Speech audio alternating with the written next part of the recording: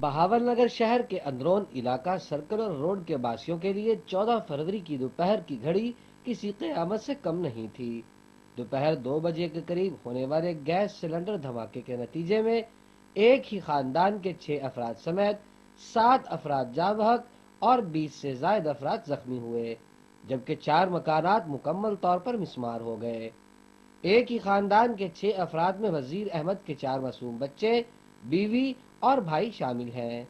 سانحہ کے وقت حکومتی نمائندوں اور ضلعی انتظامیہ کی طرف سے داد رسی کے اعلانات تو کیے گئے، مگر یہ اعلانات روایتی بیان بازی تک محدود رہے۔ میرے مکان کے ساتھ والے گودام میں دھماکہ ہوا جس سے میرا مکان ملبہ کا ڈھیر بن گیا، جس میں میری بھانجی شدید زخمی ہوئی، 13 یوم تک ہسپتال میں داخل رہی۔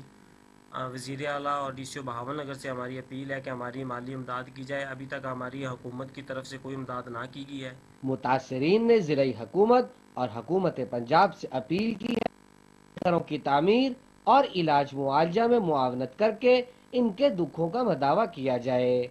کیمرہ مین ٹیم کے ساتھ عرفان ہاشمی، پاک نیوز، بہاول نگر۔